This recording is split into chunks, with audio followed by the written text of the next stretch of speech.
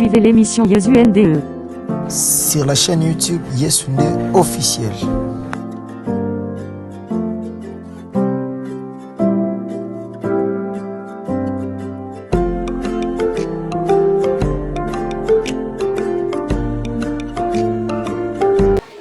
Bonjour à tous, bienvenue dans votre émission Yesunde.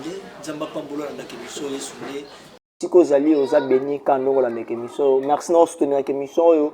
Yo s'abonner déjà sur chaîne YouTube Yesunde. Merci na yo landa kamiso na page Facebook yo partage kali émission Nzambe apambolo na bosanité ko remercier na ba union se soutenir émission pasteur Joël na Londres Nzambe apambolo na bosanité na Belgique Ardi Mbengi na bosani pété ko soutenir ba union se bazana na Afrique d'ici na Haïti bino nyonso même na Côte d'Ivoire ba bolanda émission pe ba soutenir émission bisika boza Nzambe apambolo bino toza toujours na thème na biso tozo le bela sur le divorce yo landa émission yo mutuluka ka kozatana yo ko participer ya ko pesa pena beaucoup plus pour notre telle émission landa thème o tozo le bela partager lien na bandeko nous surtout baza proche na yo pe ba sungama pe ba bénéficier en plus tozo le bela sur le divorce le tozana pasteur Daniel Tony akolobela biso pona thème tozo le bela azana connaissance moko azana vérité moko o akofongola yo nanga bisika oyo tozalaki ya kobunga to bisika tozalaki ya koyeba te mais à travers présence nae à travers émission yo et quoi ajouter quelque plus car nenge Pierre alobi ajoutez-vous la connaissance bien aimé bakisa connaissance dans la émission okosunga ba pe oko bénéficier beaucoup plus merci beaucoup. Bonjour pasteur Daniel. Bonjour monsieur journaliste. Merci beaucoup papa pour la présence dans l'émission Yesunde. Papa avant to kota na thème na biso nouvelle nous allons pour na babono ba na biso pour le moment. Merci na pamboli na nzambe oyo a sali biso grâce tozala parmi ba être vivant et tika nzambe wana tombwama et pe na pamboli ba ndeko nyonso bakolanda biso na mokolo lelo na ebiete bokozala de cité ezali journée moko malamu onkolo abongisi pona bino et batu nyonso bokolanda émission esika bozwami nzambe na lola apambola bino nyonso ekobima lelo ekomemela bino bonheur tika nzambe atombwama. Merci. Merci beaucoup papa. Tokoti na thème na biso tozolo bela sur le divorce. Papa, mot divorce d'abord ezanini. Avant de développer ma camp. Surtout j'en le mot divorce yango moko. Mot divorce ezanini. Ouais, merci papa journaliste. Mot divorce. Et nalingi na n'expliquer bana na nzambe eloko moko mutuya poto kota mbala moko na divorce. Et tolingi to comprendre awa tolobelaka parole de Dieu. Tozo en dehors il y a écriture te. Merci. Tozo tombola Jésus-Christ ndenge atindi biso Marc 16:15. De partager message na partout dans le monde pour être peuple de Dieu ba kangolama. Et tolingina nous tozonga na écriture na Genèse chapitre 2 des versets 18. Nzambe alobi kuna asala ki mobali. Mais tango eko sala mobali nzambe alobi ezamala mute mobali azala ye moko. Et sengeli na salela ye mwasi. Et mwasi wana zanani azamo sungi. Azali eud. Oyo et sengeli asunga mobali. Na moment parce que tozali batu papa. Il y a des fois to koma kapé ba faible. Il y a des fois nzoto pe elembaka. C'est pour cela rôle ya mwasi ezalaka pona ko soutenir moment oyo mobali azoko kalisusuté. Et yango tomoni na Genèse 2 du 18 nde nzambe ayekozwa penser à ko sala mwasi. Et dans Genèse chapitre 2, des virgules 22, même 23, 25. Kunande nzambe alalisa ki mobali. Sima kolalisa mobali pongi. Et nzambe asala ki mwasi. Mwasi na lingi na klosir bana na nzambe. Mwasi asalama ki nelingi na nzambe te. Mwasi asalama ki na kote ya mobali. Do mwasi awuti na mobali. Awuti nelingi na nzambe te. Sima kolala ne nzambe alongoli kote moko ne asali mwasi. Et sima kosala mwasi mobali alamukaki. Tangu kaka mobali alamuki alobi no aloba eloko aliboso asepelaki.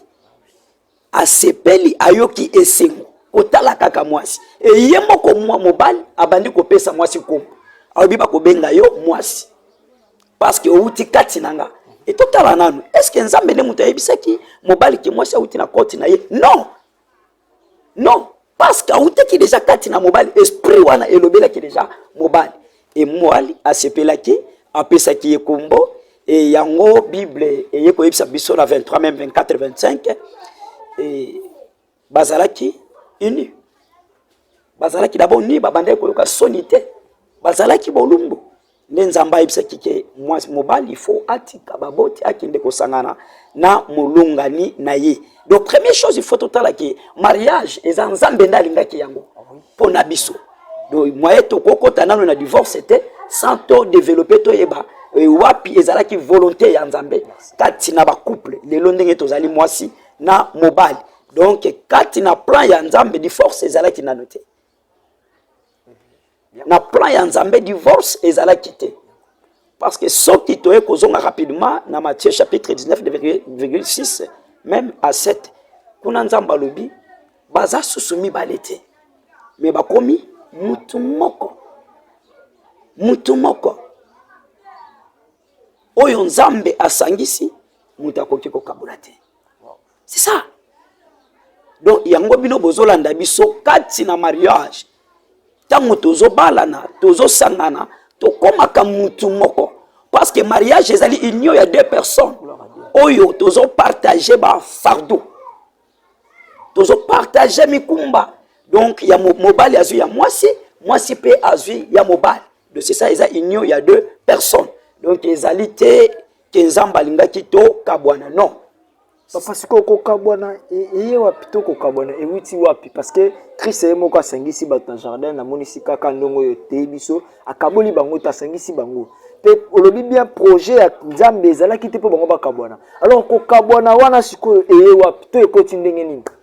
Merci papa journaliste na question na yo ya malamu. Ko kabwana wana eye ko uta wapi? Ko kabwana ya mwasi na mobali.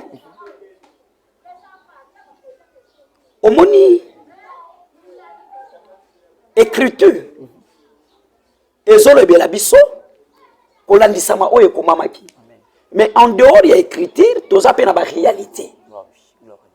Tozali pe na ba réalité o tozomona lelo nde ezosala ke batu bakabwana. Il y a deux réalités. Donc tozana réalité ezali kati na biso batu kati na mwasi to na mobali.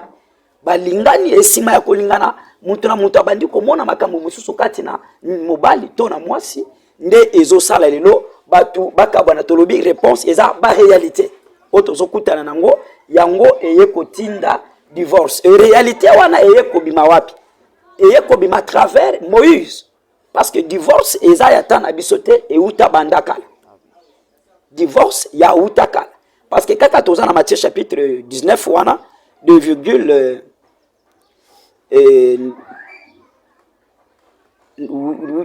même 12 8 9 12 kuna Bible lobi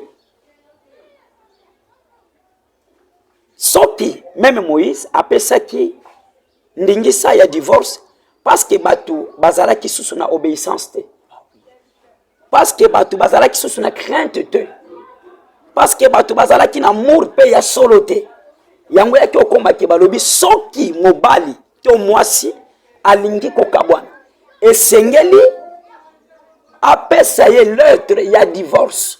Il faut lettre et salam.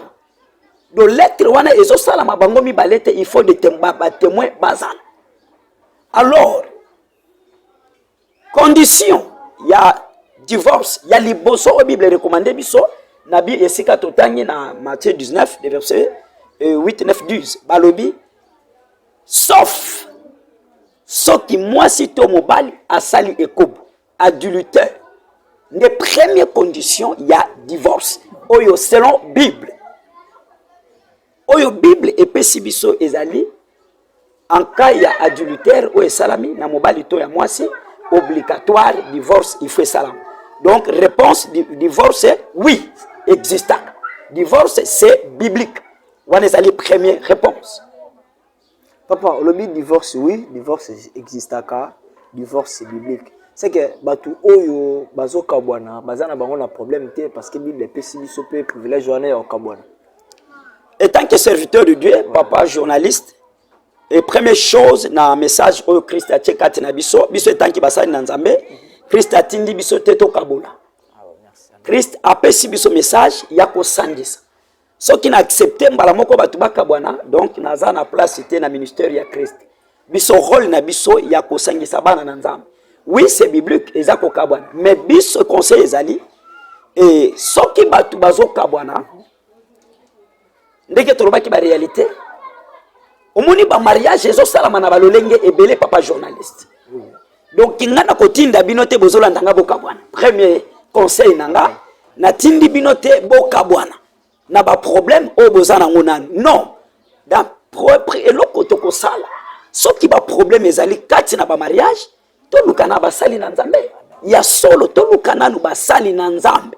Avant au senga divorce, lukana nu conseil ya ba serviteur de Dieu. Parce que Bible le bin na Malachie chapitre 2 6 7 kolo achebiso toza basali na ba ministre na tolo ba vérité bana na nzambe baleka na nzela na biso et orienté bango et totalisa bango le véritable dit o yazali Jésus Christ de Nazareth et kati na Christ et sika to komona lumière pona ba mariage na biso o tozo sa. Donc na tindi yote o kabwana o sala divorce malgré ça biblique mais premièrement avant o sala divorce lukala no basali na nzambe. C'est ça premier conseil yambo tokota na uzindo. Papa siko lobi yambo basala divorce balukana no basali na nzambe. Bongo moto oyo asambelaka na ete ayibi nzambe te awosala nini na pona. Pele de ezala bato misusu pe ba okende église mais basali na nzambe bazokabola. Moyo cité kombo ezate tozomona ba couple be na kati église ezokabwana. Pe sans pe so que plus loko mona même ba pasteur musu ba komo divorcer. Pasteur l'église a divorcé abali mo musu. Alors nous sommes tout papa tolo ba toto benga ngoni. Merci papa journaliste au lobby batu o ba yebi nzambe te bazokabwana koma to kosala. Et vraiment question est claire. A lobby ayebi nzambe te. Parce que Bible ezoyebisa Malachie 3 8 non pas Malachie 3 à 18. Donc il y a une différence déjà entre bato bazo sambela na bato bazo sambela te. Donc na bato bazo sambela te, et ça vraiment difficile pour juger bango. Et ça difficile pour juger muto azo sambela te. Pourquoi azo pas approcher même devant serviteur de Dieu te? C'est difficile parce que pour kota likambo ya muto papa journaliste et senga pe invitation ezala. Faut muto a invité, il faut muto a et parce que tant qu'on invité, ils ont déjà considération, à considérer qu'il faut apporter quelque chose. Quand il y a un foyer, il y a un problème.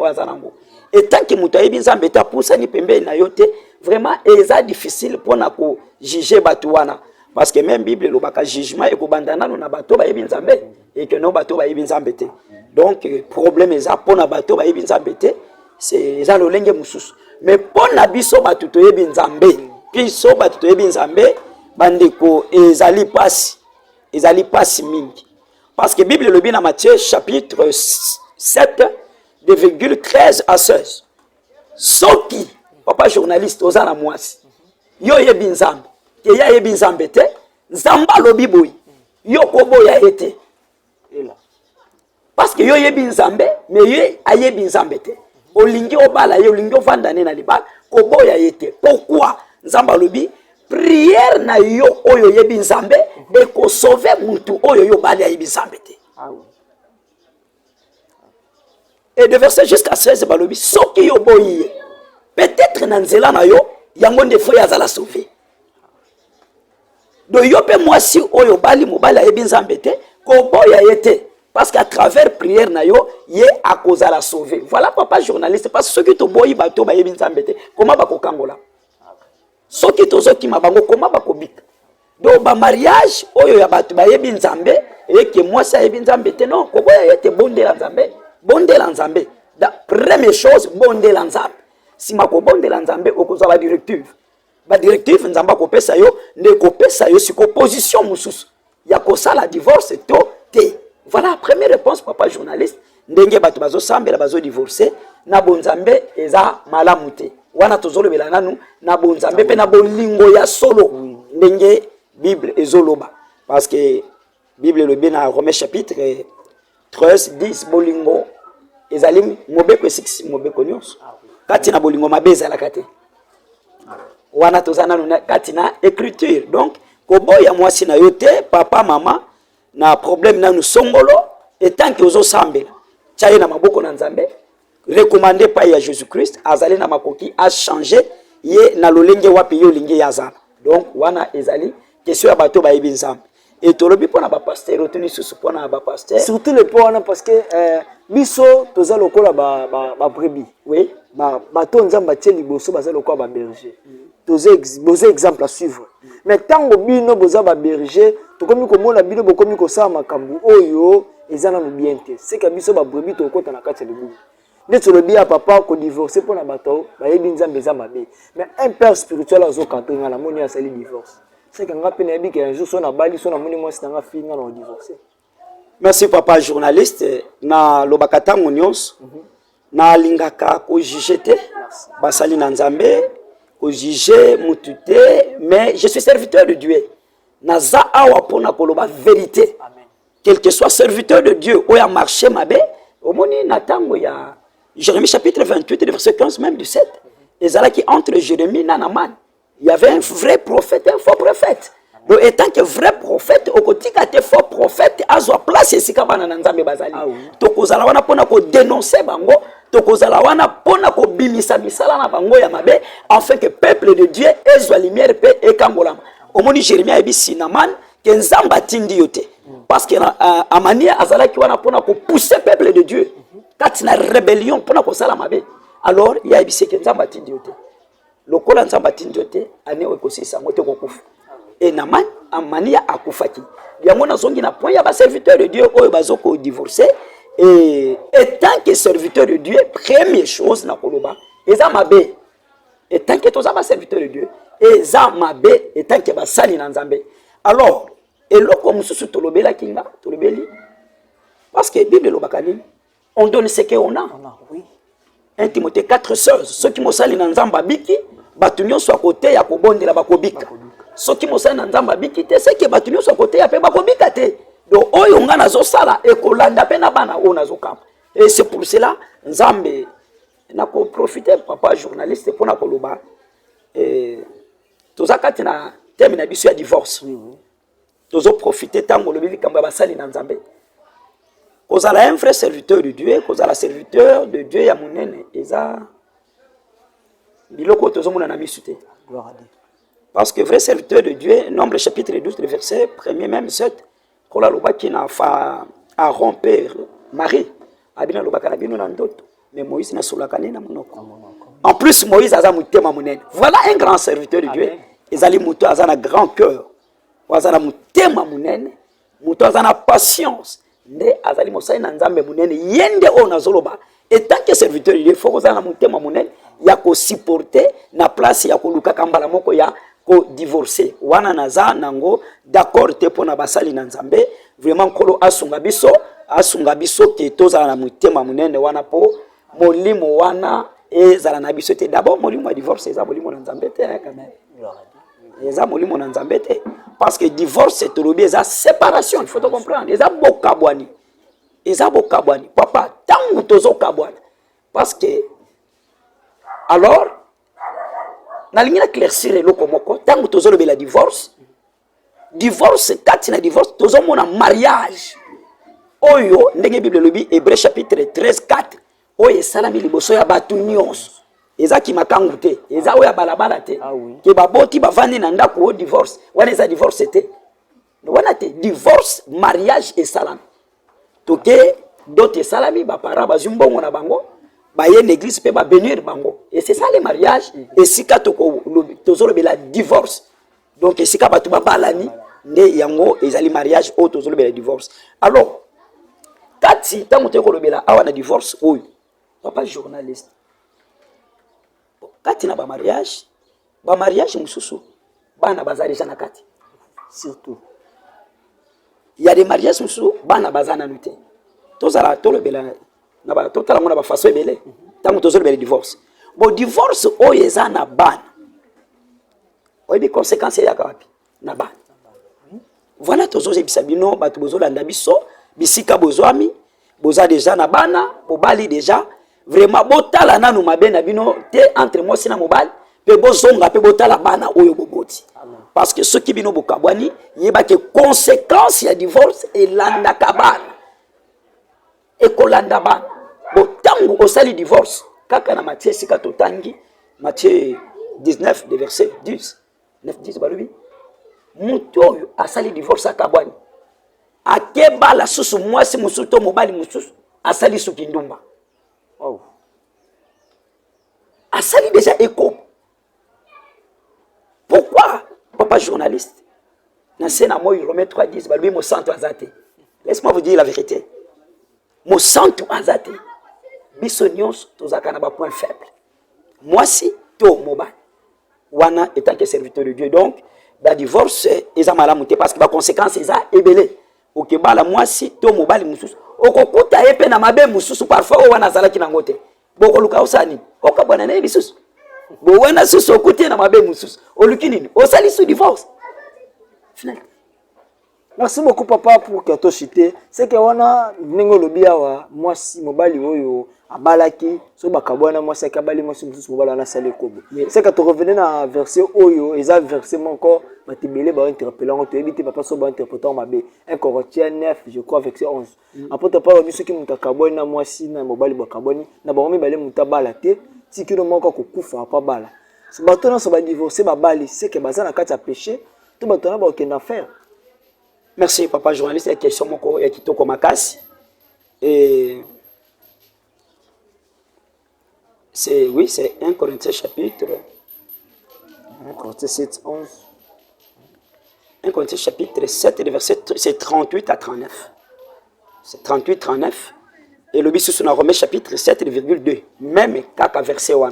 C'est Romains 7 à 2. Et Bible éclaircir bien. Que mobali bakokabwana kaka na moma ya liwa wana eza divorce te. En tout cas ceux qui batu ba interpréter yango ki eza divorce non wana eza divorce te. Et batu wana d'abord bakokisi etinda na nzambe ba respecter parole de Dieu ba obéir. Et soki d'abord Bible mutelobi yango clair na 1 Corinthiens 7 38 39 balobi soki mwasi to mobali oyo atikali yemo alingi ko servir nzambe gloire au Seigneur. Pourquoi? Ce qui peut alingi abal, c'est pas un péché. Parce que alongwe na loi ya mobali to ya mwasi donc a commis l'œuvre a sali ekobote. C'est normal moi si ce qui mobali akufi to mobali akufi. Moi si atikali to mobali atikali akoki kobala ce qui ya sepeli. Eza péché te eza normal. Mais oyo tozole bela divorce batu même bibale baza en vue. Baza envie. Bazo vivre mais bandimi kokabwana. Ndesika tozolo bela divorce yango wana. Likambo etali liwa moko akufa eza divorce te. Et divorce d'abord to kolobela ngo eza divorce ezali balobi kosala ekobo. Ndesika divorce batangi lango na Bible. Mais deuxième divorce eza réalité. Et réalité yango to komeka kolobela ngo tango pesa ngai ngonga. Merci beaucoup papa pour que tu cites vraiment la média car média mingi za kalika ya temps thème oza bien papa tozwa moi un peu les sous esprit connaissance sous dans ce thème papa pour na thème pour thème na biso za est-il permis à un homme de divorcer papa pour na thème oyo généralité na ngoza nini to nini na ngoza koloba pour na ba jeune marié pour na ba olinga babala oyo déjà babali ba moni ni to enseignement ni za ko bimisa na kati wa.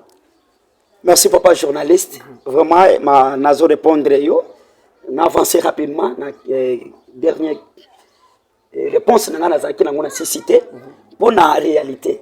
Au moni Bible le biboy. Papa tangu tozo balana. Au moni ba mariage ezo salama na balolenge belé. Ba mariage mususu ezo salama. Mobali akelinga mwasi na kisi.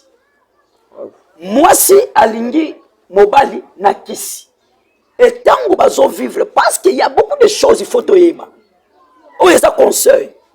Même quand tu n'as pas sali dans Nzambe, il y a des réalités automonaka. Bon landate parce que tu as pas sali dans Nzambe, bitumba mingi zana biso papa. Bitumbe za makasi. Et problème na ko ebisa yo papa journaliste, mon ndenge Nzamba tomboli boy. Do soki olingo bala mwasi.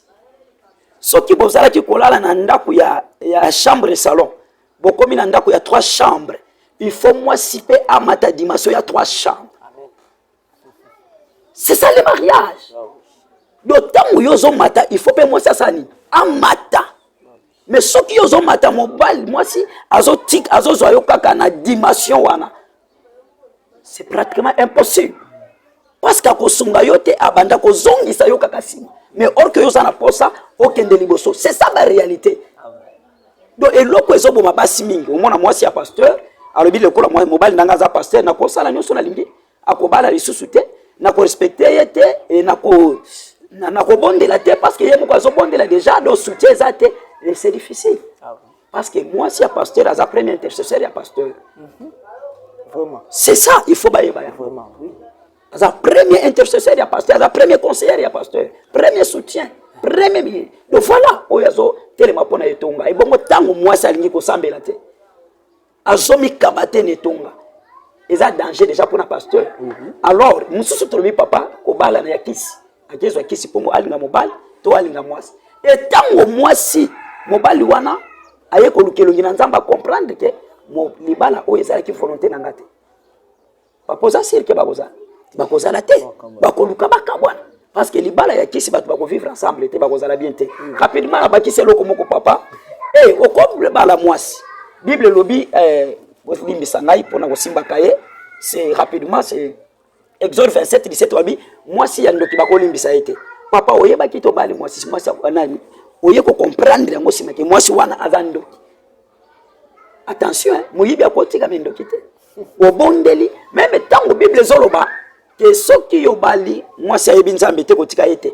Et problème il faut koyeba bana na nzambe bozolandanga, il faut koyeba nanu dimension ya bonzambe o ezakati na yo. Parce que soki dimension ya bonzambe na yo eza mokie et mutu wana aleki yo akokoyisa yo. Donc divorce obali ndoki e kosimba te. Et obali mwasi moko na nzela moko swate sans volonté nzambe otunaki nzambe te et nanda ko bokomi ba problème leloko swana lobi boye divorce pe ekoki koya et c'est normal. C'est normal. Donc conseil bino ba jeune o bobali na noté boza la précédé. Ah merci. Boza la précédé parce que tozo mona ba mariage lelo babalani lobi e kabwani. Pourquoi mariage wana peut-être bazala ki encadré te. Mariage wana bon tolobi te que divorce c'est ça qu'il faut kaka lelo babalani bakabwani. Et quoi que ça fait 20 ans, ne yango to ekolo bila ba réalité. Si ma 20 ans de mutayi ko yeba ba défaut ya muninga pe baboti ban ne esimbi susute bakabwani. Mais na bino batu bobali nanu te, c'est le moment. Mariage eza engagement. Ah oui. Oyo mutu azozwa. Soki osali mariage eza choix. Soki osali choix ya mabe na moment obali nanu te yeba ke lobi no ekozala mabe. Amen. Soki osali pe choix ya malamu lobi pe ekozala malamu. Donc c'est le moment kozala na ba maîtrise. C'est le moment ekoluka elongi na nzambe. C'est le moment que moi solingi ko bala o même papa no amolimo. Oyo azobondela nzambe na solo na sebo. Atalisa yo ko bomba te parce que le mariage ezo bomba ma papa. Au moins tozo ko pambola mariage mais bango na mobali na mobali moi si na mobali. Si ba yebana bakenda déjà botel ba yebani nzoto do basilisa déjà mariage. Dis-moi mariage à bongo comment il donc mariage jamais koki ko sala makeno nanu bobala ni te boyebani déjà bosali ba relation ya sexuelle non c'est pas bien. C'est pas bien. Donc ko wela nanu ko sangana na moi sino te na mobali na yote et tant que bali na yote pour mariage na bino lobi ezala mariage moko ya esengo. Mariage moko ya honneur ya bonheur on zamba ko sepela nango. Donc bozala kimia ba jeune.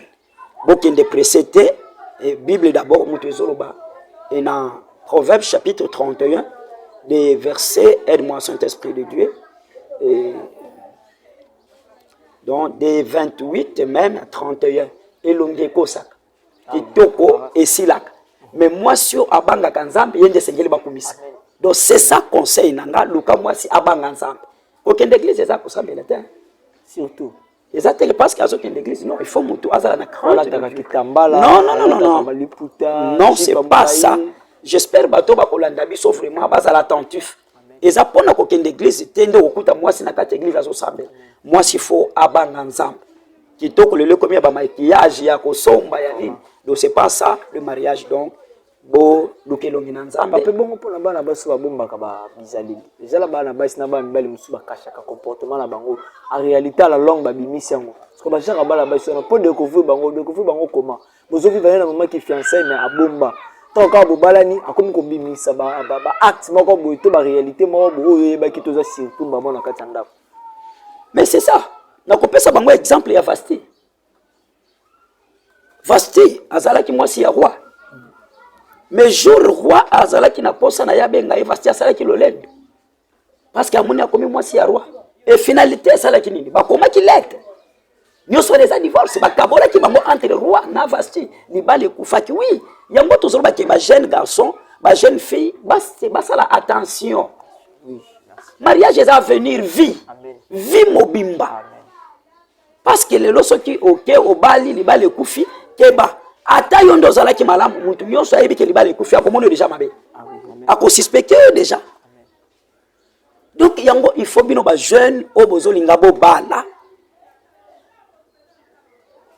bo vivre na ekenge Merci. bo kota na profondeur ya koluka nzambe nzamba kotali solo lenge ya mwasi yazali bondela pona yi tsayi na maboko na nzambe Ba nzambe pa ko orienter na zo mwasi bien. oui c'est normal Pour babi ils ont la tout monde interpréter verset bi bana nzamba sala mutu shwa na jardin de den shwa na ibima mabe nzamba ko sala so mutu shwa te po nzamba ko pesa mutu ko linga ngote.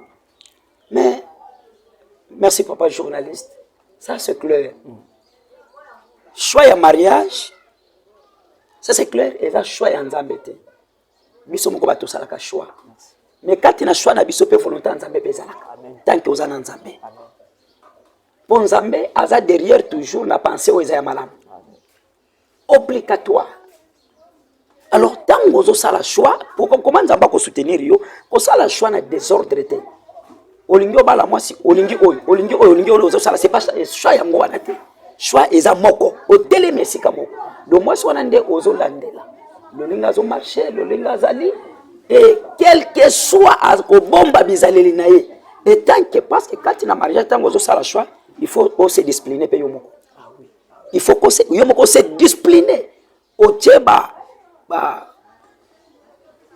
principe moko ke lokola na ngina bala oyo na kosala ngote oyo na kosala ngote na koluka mwasi oyo te oyo tenga na luki kaka oyo etango koluka ye même na ndoto nzamba po ya kolobela amen ke mwasi oyo zo luka ye te mwasi olingi obala eza ye nzambe il est le Dieu d'amour il est fidèle donc jamais akoki ko abandonner bana na ye donc voilà message na biso ya divorce oui c'est biblique mais pour na biso bana na nzambe basali na nzambe biso te ngai serviteur de Dieu Daniel Todi Belte Chatessa na tindi yo te mwana na nzambe o si divorcer non mais kati na ba réalité oyo biso to monite mais yo moko muto zo mona ndako ozolala yo moko yebi biso tozo prêcher mais ba réalité bo mona kana ba ndako babasi mibali ezalaka ya pasi ke mobali azokota pourquoi nzamba pambola yo papa journaliste na mizalela ki na mateya moko oyo ezolo ba nini ebongisaka libala naza nango déjà nini ebongisaka libala na prépa avant donc yango tozoloba mwasi oyo aza impoli mwasi aza mal propre mwasi ezaka ke ekobote soki mwasi pa aza propre te mwasi aza na obéissance aza na soumission te ekoki pe kokabula libala ça c'est clair mwasi ayebi koyamba mobali na ye te ayebi kopesa mobali valeur te non ekoki pe divorce ekosala ereke pe mobali oyo azoconsidere mwasi na ye te azopesa valeur te na esika na ye divorce pe koki kosalama divorce eza kaka adultère te même aussi kati na comportement caractère ekoki kosala pe batu pe bakabwana voilà papa journaliste wapi oyo nzambe merci beaucoup pasteur Daniel merci na babolandi biso nzamba pambola bino na kozanga te ko remercier Mike Mabili na réalisation merci partout boza na boseni bino te na France yo la ndie mission nzamba pambola yo kozala ka te na bitindi ya ko partager ba biloko zo pesa nzambe valeur te otsaka mega na yo active 1 giga mais ozo partager ba biloko mobo ils n'ont pas de la valeur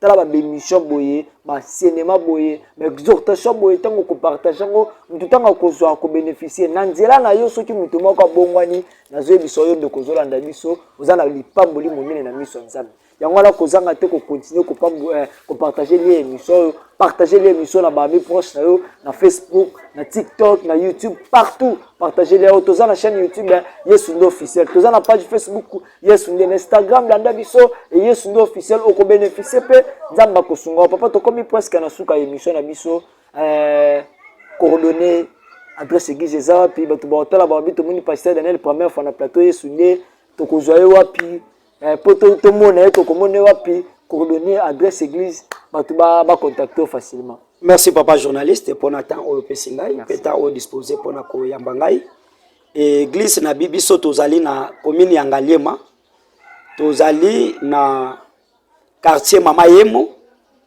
avenue Kiaku numéro 54. Référence ezali arrêt Anton. Soki outi ipen otuni deuxième antenne au côté na avenue Kiaku 54 au moni église ambassade de l'Éternel. Wapi vision na biso ezali c'est de chercher les âmes perdues pour le faire entrer dans le royaume du ciel.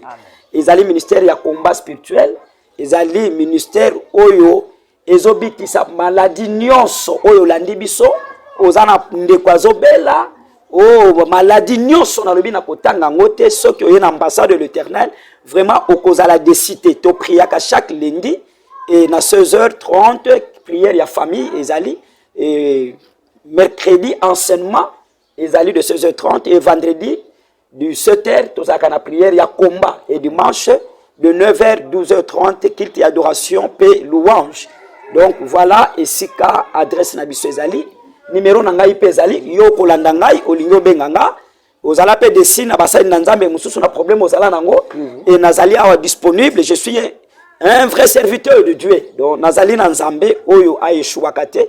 Numéro na ngai ezali plus 243 82 440 48 41 plus 243 82 440 48 41 plus 243 90 270 52 57 90 270 52 57 wana ezali ba coordonnées na ngai soki olingi olokalize nga okoyamba ngai moko tokoyamba yo tokosolola pe nzambe na ngai akomi monisa epai na yo.